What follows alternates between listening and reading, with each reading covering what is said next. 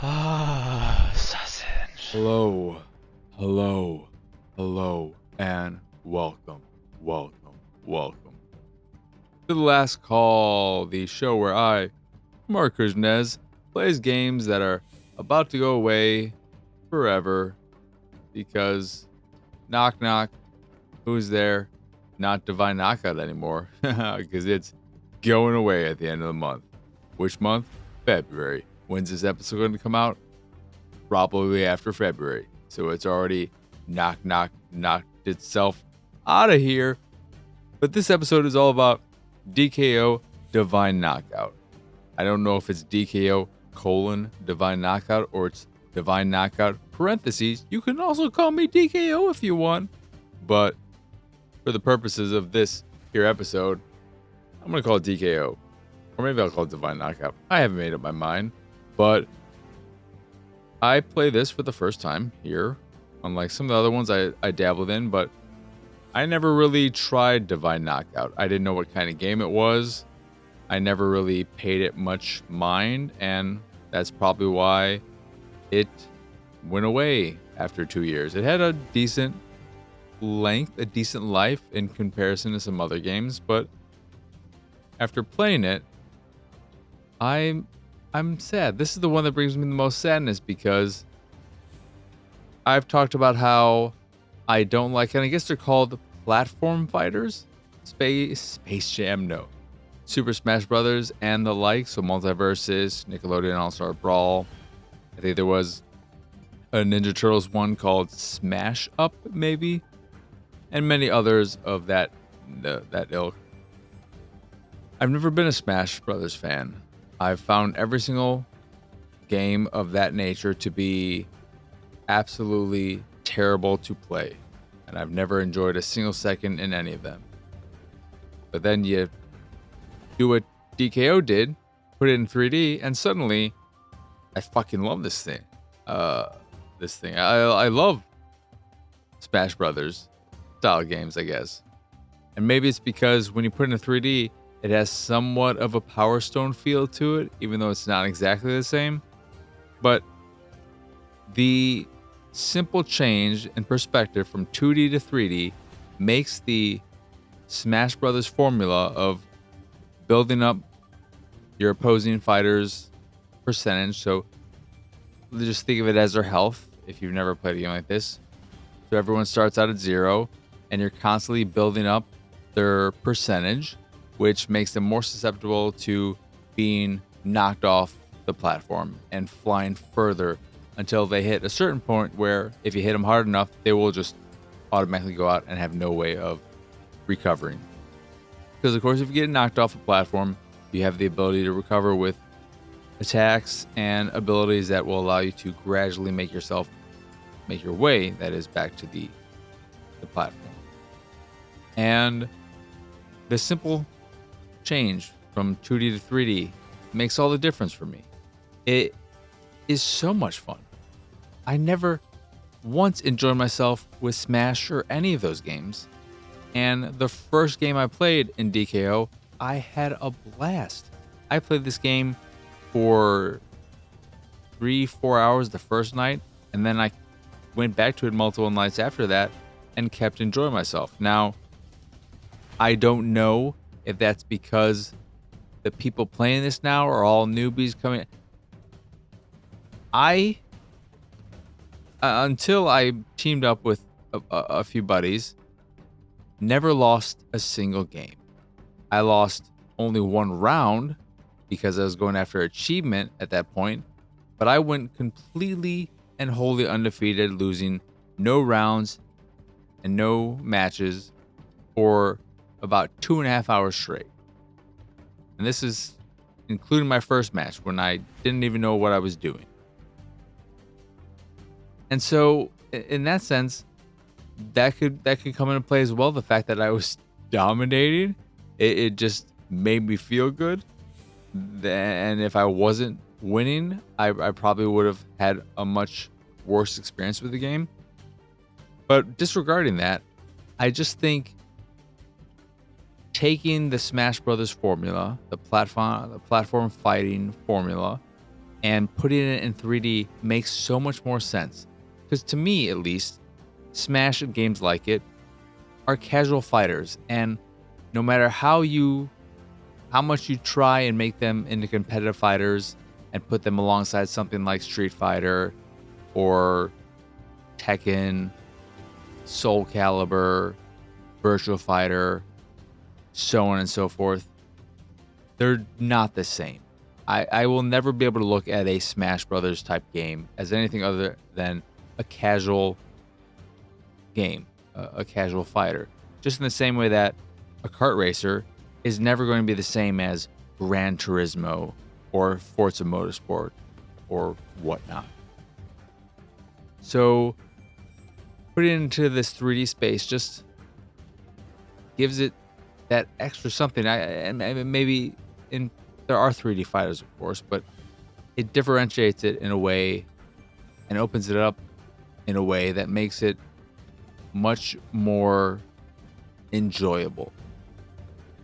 I think with DKO, what really ultimately hurt it may not have been supported as well, but it is based around gods and mythological beings. So you have Thor, Hercules, Monkey King, other characters in that general type of space. And while they're fun, I really like the characters they have in the game. There may be 12 or 15 of them, and they all have their unique abilities that can work well with other characters. But what hurts it and that cast is the fact that it's just kind of generic. And I think about stuff like Nickelodeon All-Star Brawl and Multiverses and so on. And if you took this type of game, this 3D Smash Brothers like, and threw in Warner Brothers characters and Nickelodeon characters or whatever characters, to me, if the next Smash Brothers to spice it up was 3D, oh my god, I would become a Smash Brothers sicko. I would potentially play that more than any other Nintendo game in my life. Because I was thinking to myself, if Smash Brothers was this, if Super Smash Brothers Ultimate was 3D, and I had all those characters to play as, one of the greatest games of all time for me.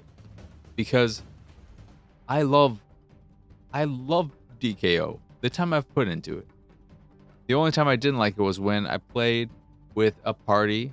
I got two of my friends to play because it's either 3-on-3, 2v2, or 1v1.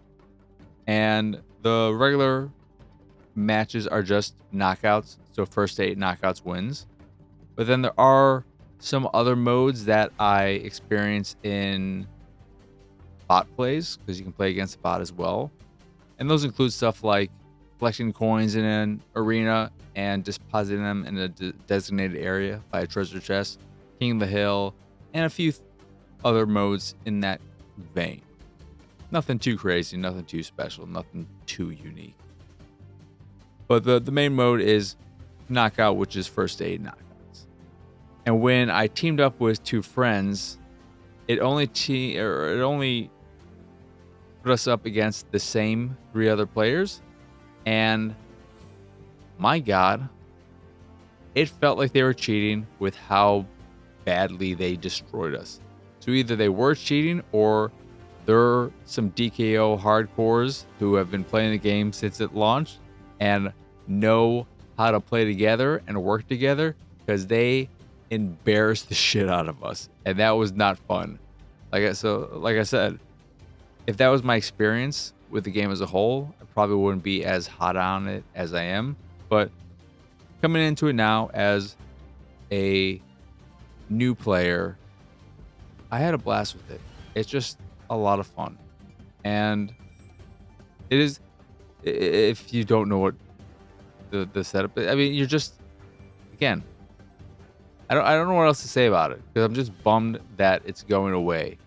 I've had so much fun with it and it's a pretty manageable, full achievement, 100% achievement game. So I have 2 left.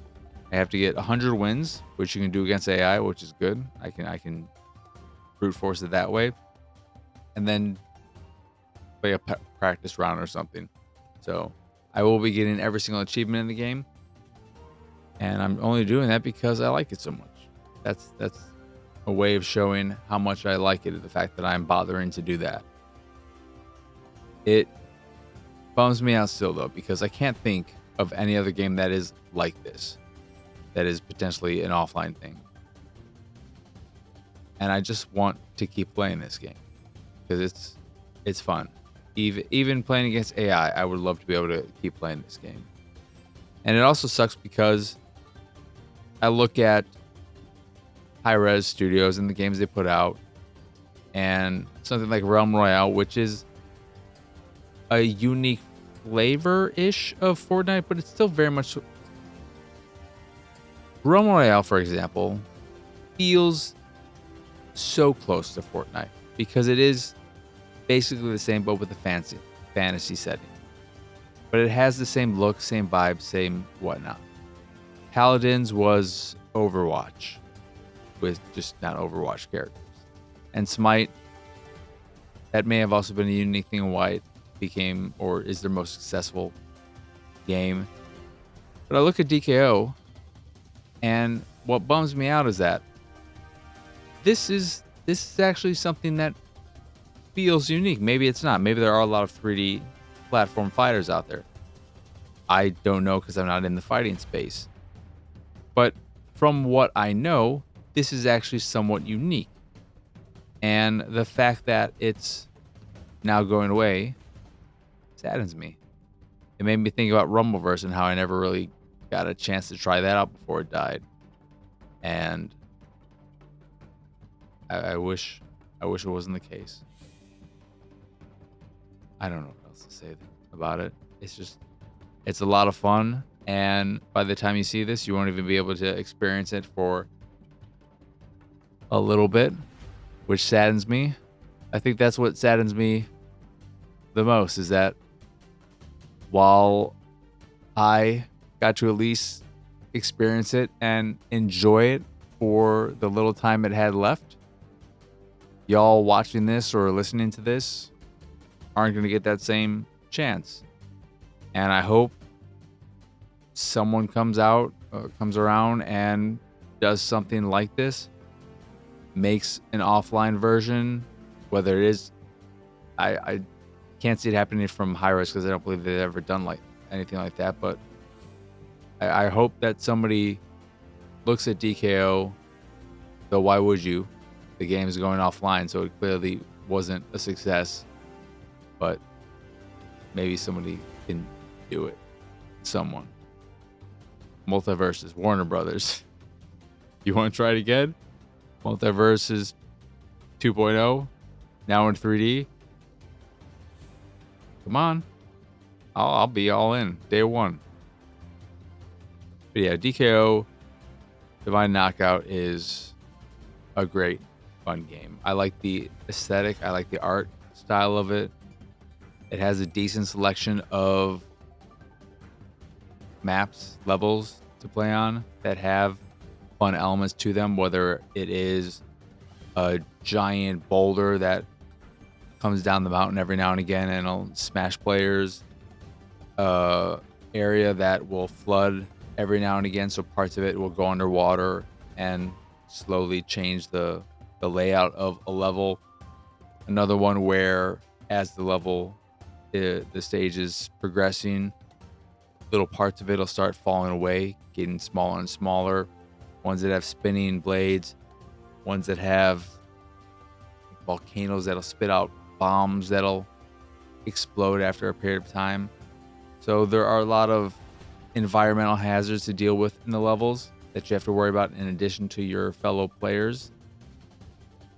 And it's just fun. It's fun, it's hectic. There's a nice strategy behind health pickups. So there will be a few power-ups in each level health, of course, but then also some armor pickups or speed pickups. And what's fun about the health pickup is that you'll see the timer of when it'll respawn. And there becomes a bit of a strategy there with whether or not you need it, but whether you still pick it up, despite the fact that your teammates might need it more, but the enemy is closer and you want to make sure they can't get it. So there's that bit of back and forth with the health pickups. And yeah, there aren't items like in a Smash Brothers, so there aren't unique weapons or stuff like that. That could have maybe been something to spice up the game and the gameplay to give it a little something extra. But as it is with the various characters and their unique abilities, each one has two kind of basic abilities, a more powerful ability and an ultimate. And the ultimates are very useful if you can use them well. For instance, Ymir, big old frost dude, their ultimate is turned into a giant snowball. And when they do that, if they roll over an enemy, they'll gobble them up. And then you go to an edge and you'll spit them out after a period of time. It's very similar to compared to a very popular game that just came out, Marvel Rivals. Jeff the Land Shark, his ultimate of being able to gobble up players and then spit them out. DKO did it first. So, who's laughing now? Marvel Rivals is. Marvel Rivals is so much more successful. But imagine if Marvel Rivals was just DKO instead. Then I would be like, oh man. When people are calling me, no one's calling me. But when people are asking me to play Marvel Rivals, I'd be like, fucking, I'm already playing Marvel Rivals because this game's amazing. But that's not what Marvel Rivals is. It should be. It should be Marvel DKO. Give me now. But I love the game. I've had a blast with it. When I get all the achievements, I will bid it adieu. I will say, hey, I know you're not going to be here for much longer, but just know I appreciate you. And maybe if I actually appreciated you a while ago and others did, this wouldn't be happening. But c'est la vie. Such is life. Anywho, that's DKO. And this is The Last Call. And I am Marcus Nez. And that'll do it for this year episode of The Last Call. Once again, to say it 10 seconds later, I am Marcus Nez. Y'all can find me pretty much everywhere at PX Sausage. If you enjoy this here show or any of the stuff I do and what have you, you can support me and my nonsense over at patreon.com/PXS. There you can get access to a monthly Q&A, the occasional watch party, a private Discord channel along with some fancy Discord roles, and the occasional drop on the Patreon here or there depending on your tier. Or you could just support me to support me if that is your fancy. In addition to the Patreon, or that is again patreon.com/PXS, but in addition to the Patreon, you can find links to the site, the YouTube, the Discord, the Twitch, and so much more over at pxsausage.com. That is the letter P, the letter X, sausage.com.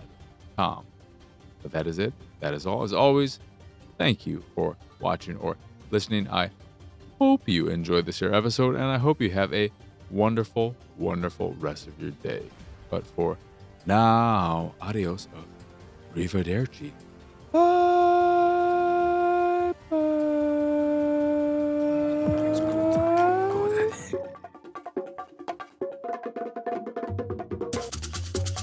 It's go time. Go, Daddy.